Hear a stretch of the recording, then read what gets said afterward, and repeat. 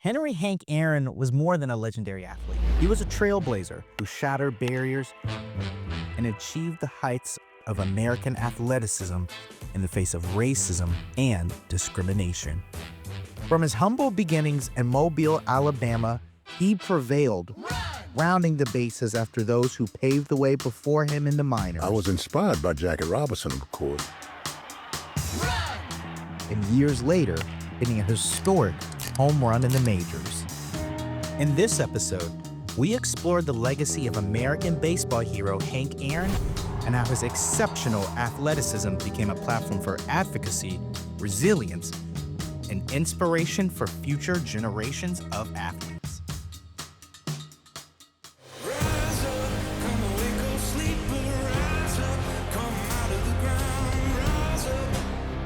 There's no better way to understand history other than immersing yourself in the actual places where it unfolded. From the archives to the streets of Atlanta, join us as we uncover the hidden stories from Atlanta's past and how they impact today's future. With every question and new discovery, we all leave our mark in redefining history.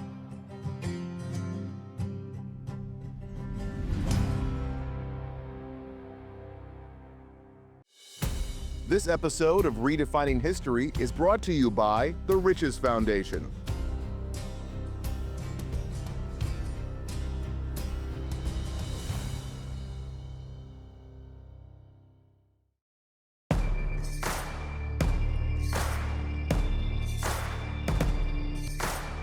I'm meeting with Paul Crater at the Atlanta History Center to gather more details about the life of Henry Hank Aaron. I know about his stats and contributions to the game, but I want to explore his life and career through a historical and social lens.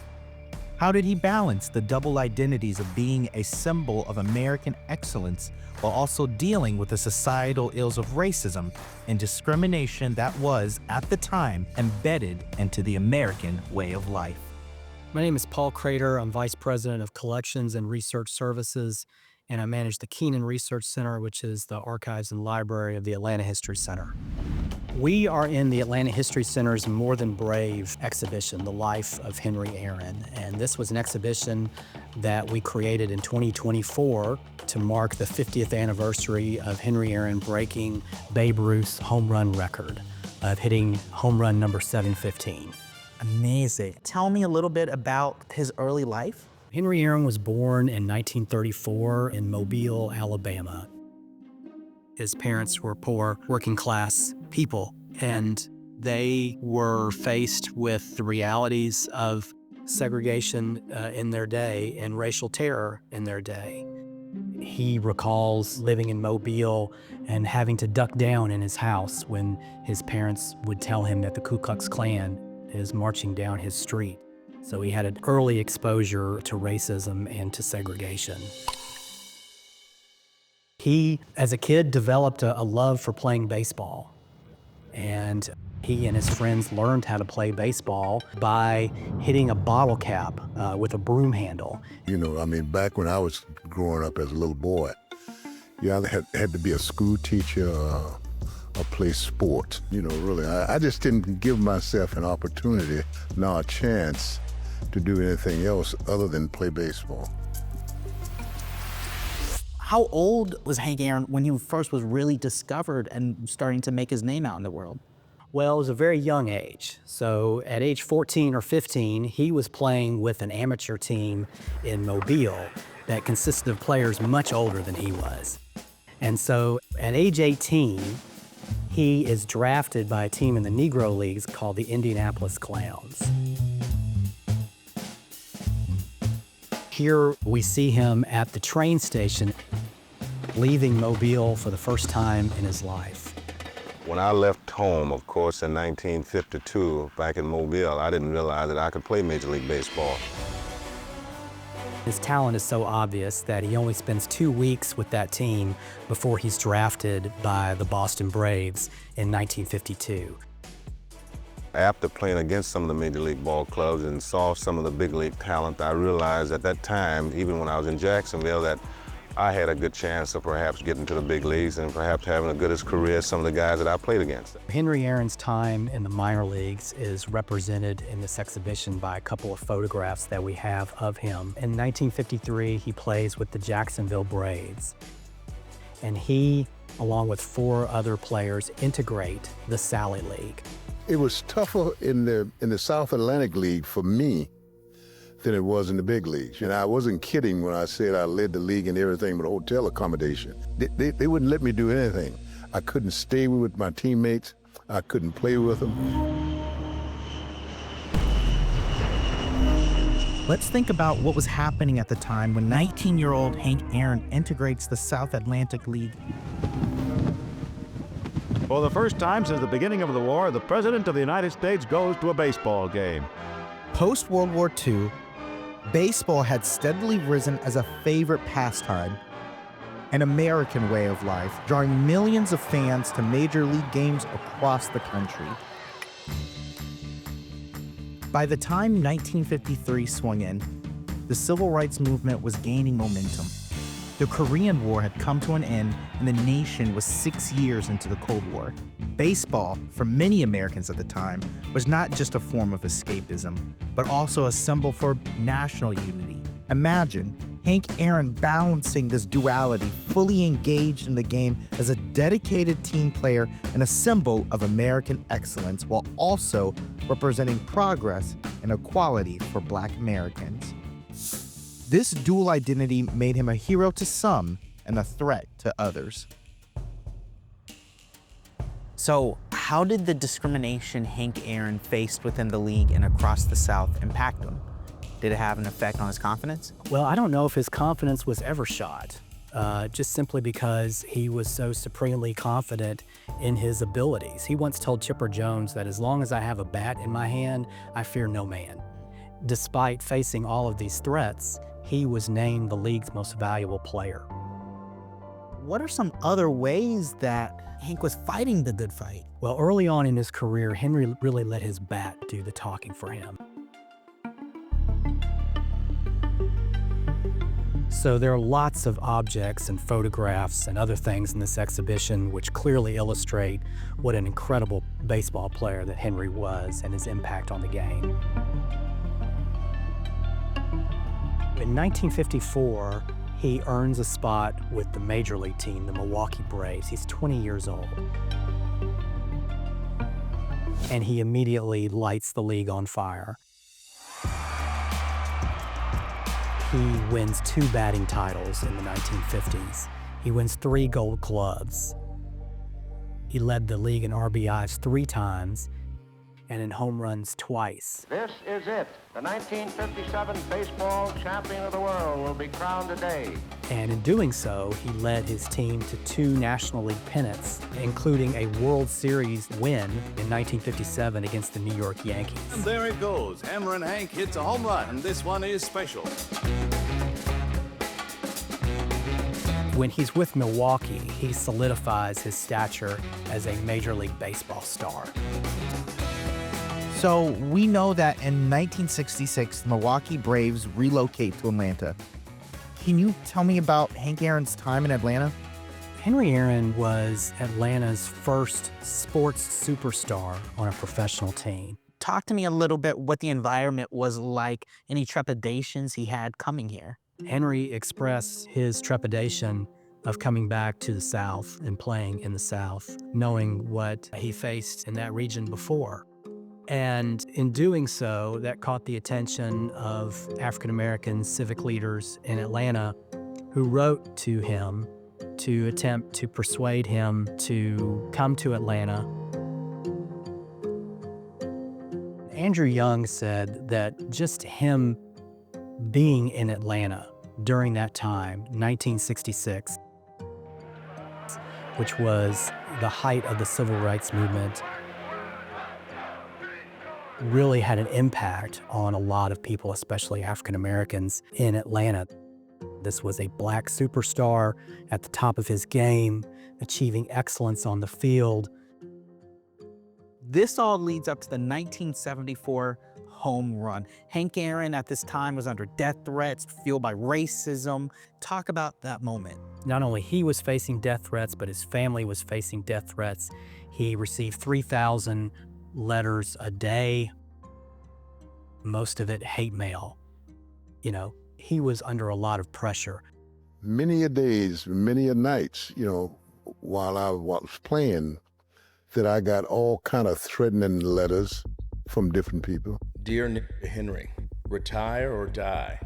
The Atlanta Braves will be moving around the country, and I'll move with them. You will die in one of those games. We have a contract out on you. If you hit one more home run, you're dead. You are not going to break this record established by the great Babe Ruth, if I can help it. The 2 years that I was challenging Babe Ruth record, I had to be escorted out of the ballpark. I had to live with as if I was running for a presidential slot. I did not dare stay with my teammates. It was probably the saddest 2.5 years I ever had in baseball, personally, myself. Despite the blatant opposition, the support and admiration for Hank Aaron's chase to the historic home run was clear.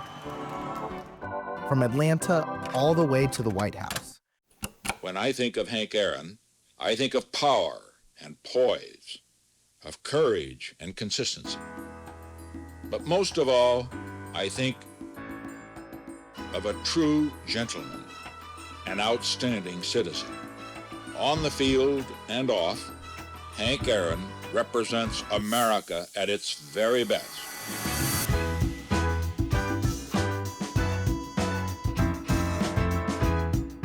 The first goal is to try and win ball games.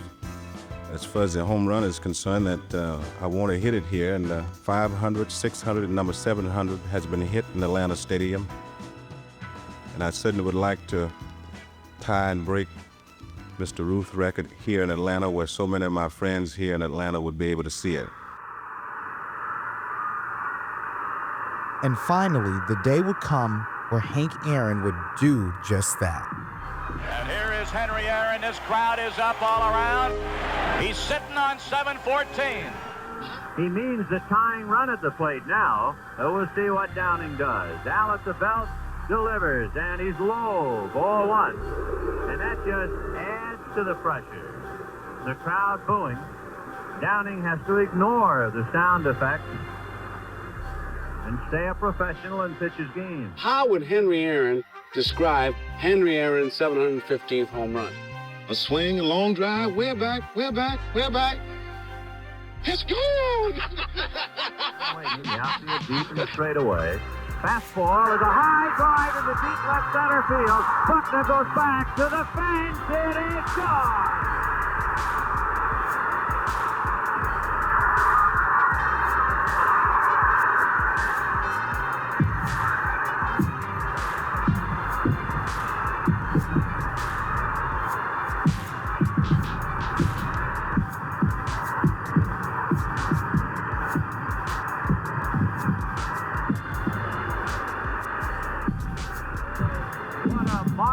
Moment for baseball. What a marvelous moment for Atlanta and the state of Georgia.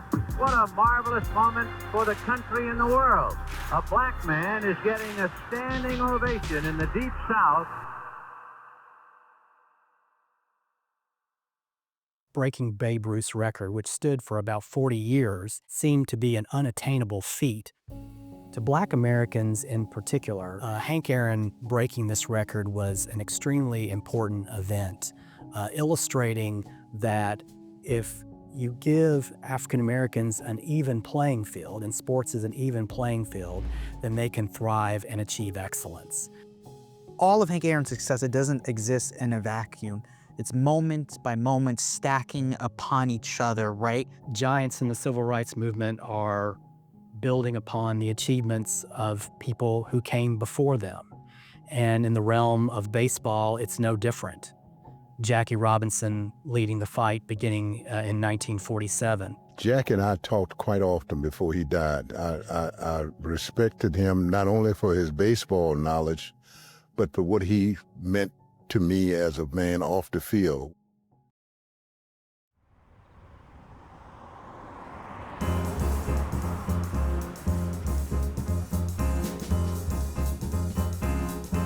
On April 8, 1949, 25 years prior to the exact date of Hank Aaron's groundbreaking home run, Atlanta witnessed its first integrated baseball game featuring one of Aaron's great inspirations, Jackie Robinson.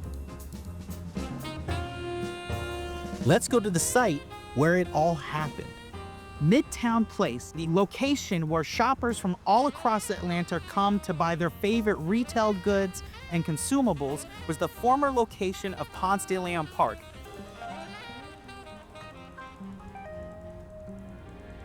Here, on these grounds, Hank Aaron's inspiration, Jackie Robinson, played with the Brooklyn Dodgers, an integrated team against the Atlanta Crackers, an all-white minor league.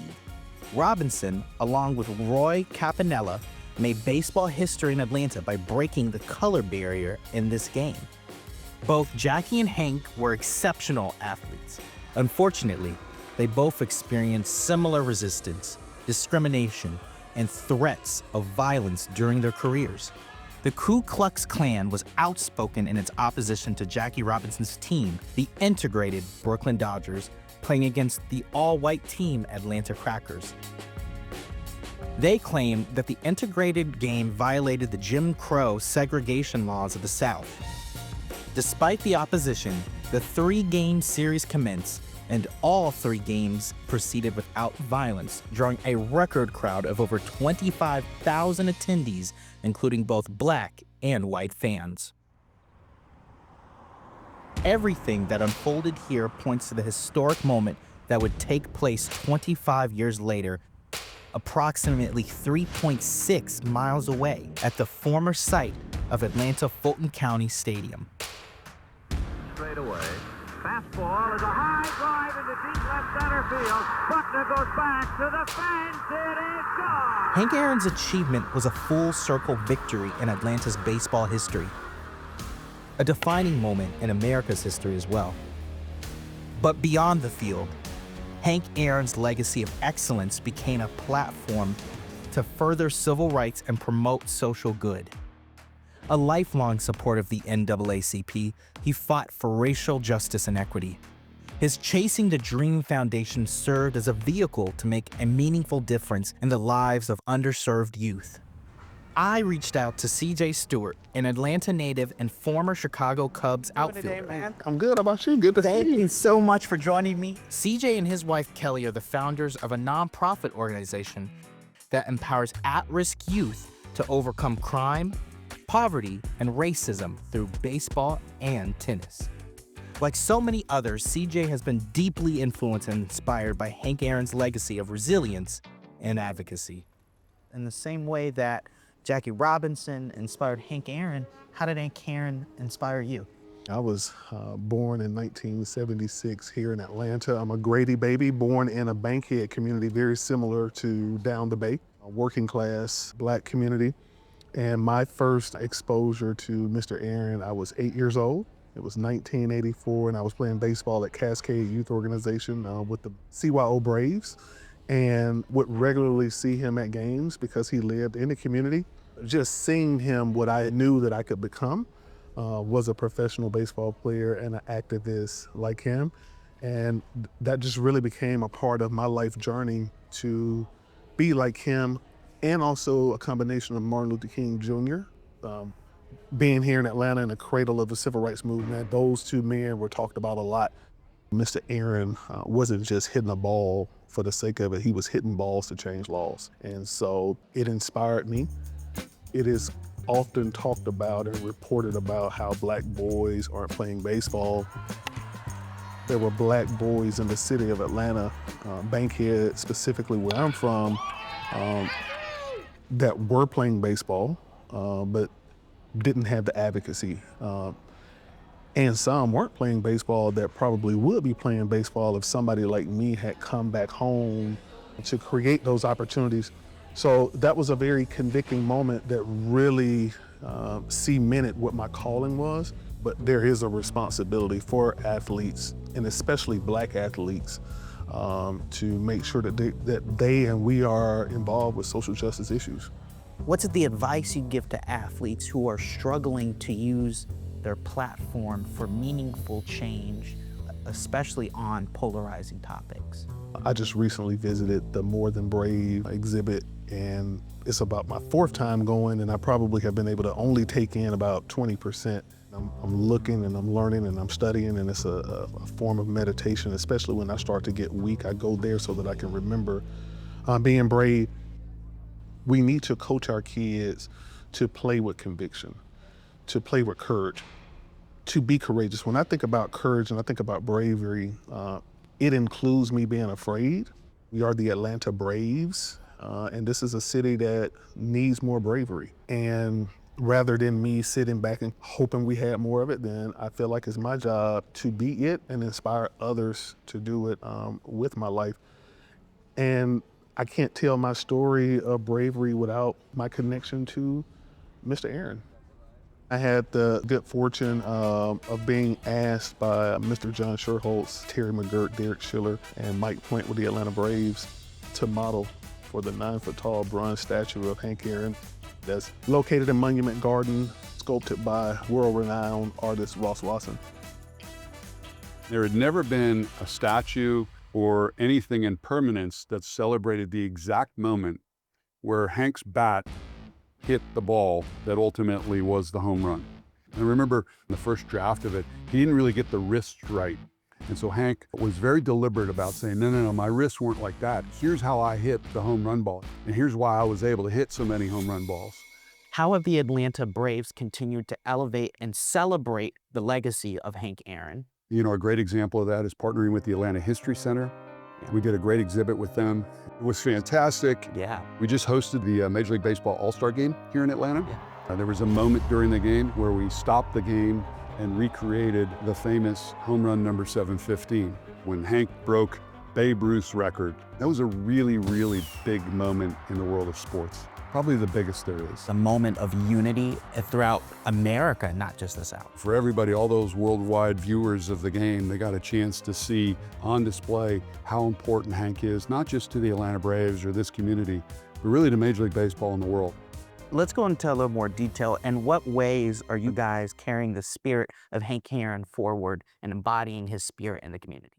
With the help of funds from our organization, Major League Baseball, the Players Association, we created a fund that sits within the Atlanta Braves Foundation. The goal of which is really to celebrate both his on-field legacy as well as his off-field legacies. We're really proud of the work that we've done in the community. Billy has been an incredible ambassador of that over the past number of years. Is the opportunity to play baseball, particularly in underprivileged communities, particularly in places like City of Atlanta, are becoming increasingly more difficult. Part of that is because the fields don't exist, or it's just an expensive sport to play from time to time, certainly at a high level.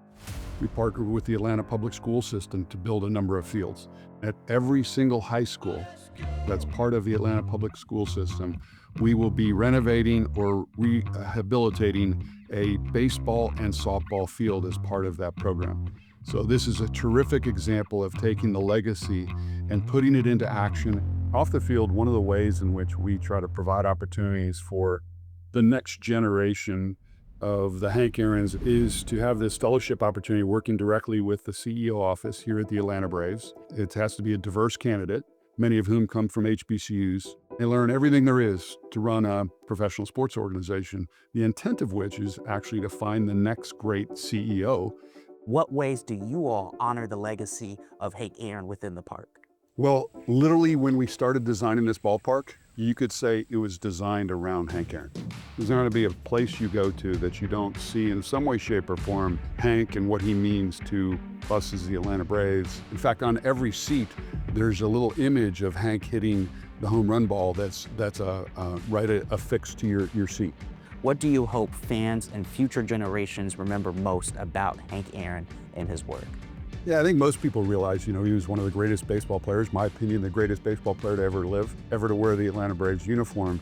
After his career, he also became a very successful business person. He had an office that was right next to mine during my tenure here. He carried himself the same way though, whether it be on the field or off the field. This might sound crazy, but in a lot of ways, I hope they remember and think about Hank off the field as much as thinking about him as a great baseball player. The hometown hero Henry Aaron sets his sights. Baseball is promised to some of us, and sometimes it's promised to none of us, really. But the most important thing is to do the very best that you can at all times. And if you can't do it, then keep doing what you have to do, but make sure that you do it well.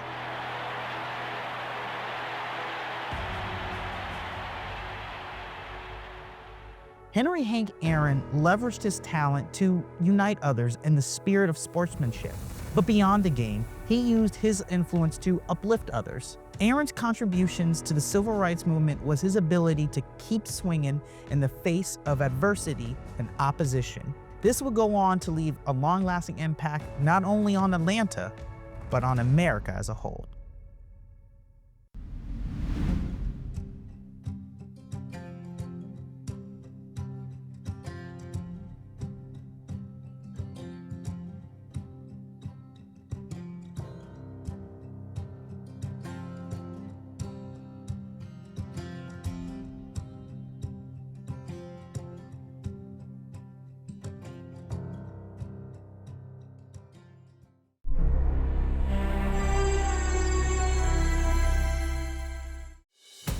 This episode of Redefining History is brought to you by the Riches Foundation.